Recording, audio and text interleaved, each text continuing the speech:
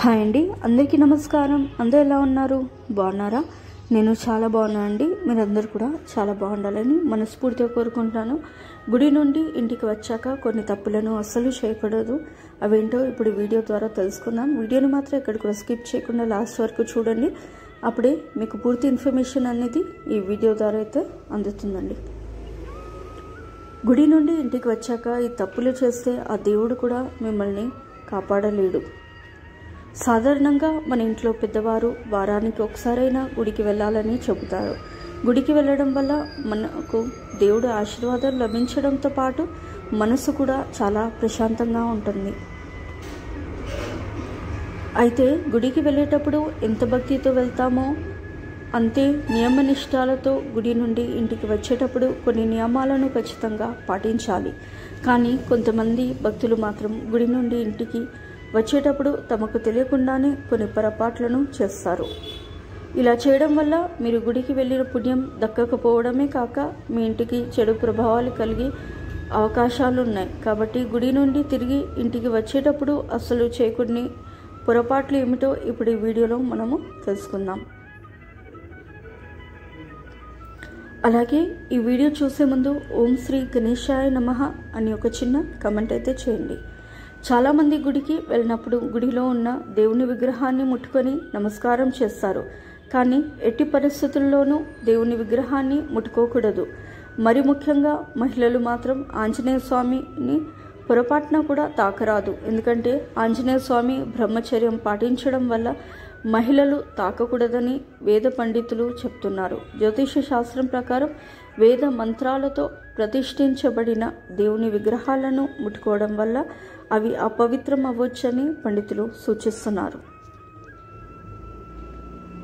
కాబట్టి మీరు గుడికి వెళ్ళినప్పుడు దేవుని ఆశీర్వాదం పొందాలంటే భక్తిపూర్వకంగా దేవుడికి నమస్కరించుకోండి. అంతేకాని దేవుని విగ్రహాలని మాత్రం ముట్టుకోవద్దు. ముఖ్యంగా దేవాలయానికి వెళ్ళిన వారు ఖాళీ చేతులతో మాత్రం అస్సలు వెళ్ళకూడదు. దేవునికి ఏదో ఒకటి తీసుకొని వెళ్ళాలి. గుడికి వెళ్ళేటప్పుడు కొబ్బరికాయని పువ్వులను తీసుకెళ్తే చాలా మంచిది. అయితే గుడికి చేరుకోగానే ముందుగా మీ కాళ్ళు చేతులను శుభ్రం చేసుకొని ఆలయంలోనికి ప్రవేశించి ధ్వజస్తంభం చుట్టూ 3 ప్రదక్షిణాలు చేయాలి. ధ్వజస్తంభం దగ్గర పసుపు కుంకుమలు వేసి కొబ్బరికాయని కొట్టాలి. అయితే కొబ్బరికాయని కొట్టిన తర్వాత ఒక కొబ్బరి చిప్ప నిండుగా పంచదారను వేసి ధ్వజస్తంభం దగ్గర ఉంచితే చాలా మంచిది. ఇలా ఎవరైతే చేస్తారో వారికి ఎటువంటి కోరికలైనా సరే అవి త్వరగా నెరవేరుతాయని ఆధ్యాత్మిక పండితులు చెప్తున్నారు. దేవుడిని దర్శించుకునేటప్పుడు గుడిలో ఉన్న గంటను మీ కుడి చేతితో 3 సార్లు మోగించాలి.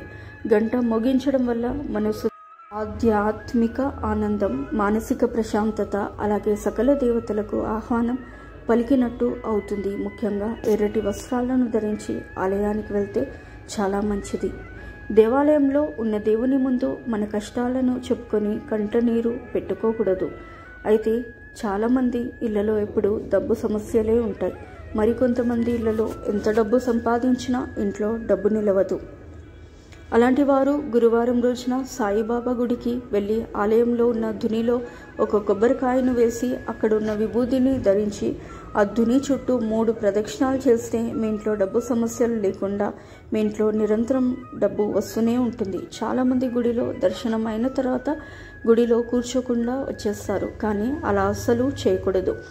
గుడిలో కనీసం 2 నిమిషాలైనా తప్పనిసరిగా కూర్చొని ఆ భగవంతుని ధ్యానించి ఇంటికి రావాలి. గుడి నుంచి ఇంటికి తిరిగి వచ్చాక తర్వాత చాలామంది కాళ్ళు కడుక్కుంటారు. అయితే గుడి నుండి ఇంటికి వచ్చిన వెంటనే కాళ్ళు కడుక్కోకూడదు అని వేద పండితులు చెప్తున్నారు. 1 నిమిషం పాటు ఇంట్లో కూర్చొని ఆ తర్వాత ఇంట్లోని అన్ని గదుల్లోకి వెళ్ళాలి. ఇలా చేస్తే ఆలయ స్వచ్ఛతను ఇంట్లోకి వస్తుంది. గుడి నుంచి ఇంటికి వచ్చిన వెంటనే అసలు స్నానం చేయకూడదు. ఎందుకంటే మనం గుడిలో ఉన్నప్పుడు మన శరీరం అంతా దైవశక్తులతో నిండి ఉంటుంది.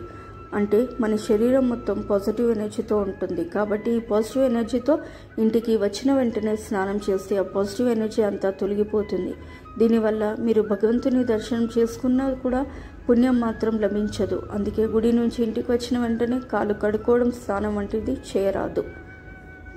శివాలయం చుట్టూ మాత్రం మిగతా ఆలయాల మాదిరిగా ప్రదక్షిణలు చేయకూడదని శాస్త్రాలు చెప్తున్నాయి. ఎందుకంటే శివుడు దేవుళ్ళకే దేవుడు కాబట్టి ఆయన గుడి చుట్టూ ప్రదక్షిణలు చేస్తే శివుడి ఉన్నతత్వాన్ని తక్కువ చేసినట్టు అవుతుందని శాస్త్రాలు చెప్తున్నాయి. ఒకవేళ శివాలయంలో ప్రదక్షిణలు చేస్తే మాత్రం చండీ ప్రదక్షిణలు మాత్రమే చేయాలి. శివాలయంలోకి అడుగు పెట్టగానే ముందుగా మనం నందిని దర్శనం చేసుకోవాలి. గుడిలో దర్శనం అయిన తర్వాత నేరుగా ఇంటికి రావాలి. ఇలా గుడి నుంచి ఇంటికి వస్తే మీళ్ళంతా దైవశక్తులతో నిండిపోతుంది. గుడిలో ఇచ్చిన దేవుని ప్రసాదాన్ని చాలామంది ఇంటికి వచ్చే దారిలో తింటూ ఉంటారు. కానీ అలా అస్సలు చేయకూడదు. దేవాలయంలో ఇచ్చిన ప్రసాదాన్ని గుడిలోనే తినాలని వేద పండితులు చెప్తున్నారు. గుడిలో మీరు కోరికలు నెరవేరాలంటే పంతులు గారు మీ తలపై శతగోపనం పెట్టేటప్పుడు మీ మనసులో ఉన్న కోరికను అప్పుడు కోరుకోండి. ఎందుకంటే శతగోపనం పైన విష్ణు పాదాలు ఉంటాయి కాబట్టి మన తలపైన శతగోపనం పెట్టేటప్పుడు ఏదైనా కోరుకుంటే మీరు అనుకున్న కోరిక నేరుగా ఆ దేవుని పాదాల చెంతకు వెళుతుంది. అలాగే చాలామంది గుడికి వెళ్ళినప్పుడు ప్రదక్షిణలు చేస్తూ ఉంటారు. కొందరు 3 ప్రదక్షిణలు చేస్తే మరికొందరు 5 లేదా 11 ప్రదక్షిణలు చేస్తారు. ఇలా ఎవరికి ఇష్టం వచ్చినట్టు వారు ప్రదక్షిణలు చేస్తారు. అయితే మీరు వెళ్ళిన దేవుని గుడిని బట్టి ప్రదక్షిణలు చేయవలసి ఉంటుంది. ఏ గుడిలో ఎన్ని ప్రదక్షిణలు చేస్తే మీరు కోరిన కోరికలు నెరవేరుతాయో ఇప్పుడు తెలుసుకుందాం. మీరు ఏదైనా తీరని సమస్యలతో బాధపడుతుంటే 11 తమలపాకుల పైన శ్రీరామ అని రాసి ఆంజనేయ స్వామి ఆలయంలో సమర్పించండి. ఇలా చేయడం ద్వారా మీకున్న సమస్యలన్నీ అతి త్వరలోనే తీరిపోతాయి.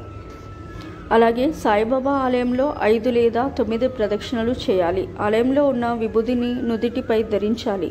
తర్వాత సాయిబాబాకు ఇష్టమైన తెల్లని స్వీట్లను ఆలయంలో చిన్నపిల్లలకు పంచిపెడితే మీకున్న ఆర్థిక సమస్యలు తొలగిపోతాయి. శ్రీ వెంకటేశ్వర స్వామి ఆలయానికి వెళ్ళినప్పుడు మీరు తప్పనిసరిగా తులసిమాలని తీసుకెళ్ళండి. దేవునికి తులసిమాలను సమర్పించడం ద్వారా మీరు కోరుకున్న కోరికలను ఖచ్చితంగా నెరవేరుతాయి. శ్రీనివాసునికి తులసి అంటే చాలా ప్రీతికరమైనది. శ్రీ వెంకటేశ్వర స్వామి ఆలయంలో 11 ప్రదక్షిణాలు తప్పనిసరిగా చేయాలి.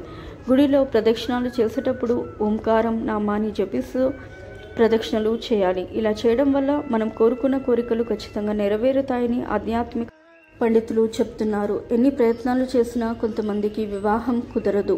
కుదిరినట్టే కుదిరి చెడిపోతూ ఉంటాయి.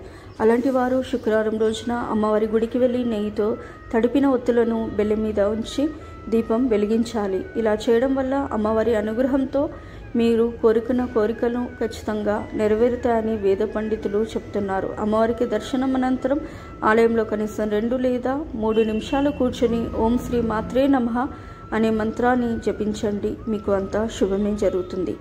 అలాగే వినాయకుడి గుడి చుట్టూ 3 సార్లు ప్రదక్షిణలు చేస్తే చాలా మంచిది. మనసులో కోరికలు నెరవేరుతాయి. తర్వాత గర్భగుడిలో ఉన్న స్వామివారిని దర్శించుకోవాలి. ఆలయంలో దేవుడికి ఎదురుగా నిలబడి ఎప్పుడూ దర్శనం చేసుకోకూడదు. దేవాలయంలో దేవుని ప్రదక్షిణ చేసేటప్పుడు విగ్రహానికి కుడి వైపున లేదంటే ఎడమ వైపున నిలబడి దర్శనం చేసుకోవాలి. గణేశుడికి ఇష్టమైన 21 గరికలను సమర్పించండి. కుడుములు తర్వాత కళ్ళు మూసుకొని స్వామిని తలుచుకొని తమ విన్నపాలు చేసిన మేలు గురించి కృతజ్ఞతలు తెలుపుకోవాలి. దేవుణ్ణి దర్శించుకునే సమయంలో మనస్సులోకి ఇతర ఆలోచనలు రాకూడదని భగవంతుని మీద మనసు లగ్నం చేయాలి. ఇలా చేయడం వల్ల మీరు చేపట్టిన పనుల్లో ఎటువంటి ఆటంకాలు లేకుండా దిగ్విజయంగా పూర్తవుతాయి. అలాగే మీరు కోరుకున్న కోరికలు ఆ విఘ్నేశ్వర స్వామి తప్పక నెరవేరుస్తాడు. ప్రతి ఒక్కరూ గుడికి వెళ్ళి పూజ చేయించుకుని తిరిగి వెళ్ళేటప్పుడు కాసేపైనా ఆలయ ప్రాంగణంలో కూర్చుని వెళ్ళాలని చెప్తారు. ఆ సమయంలో దైవ స్వరూపాన్ని దర్శించుకోవాలి.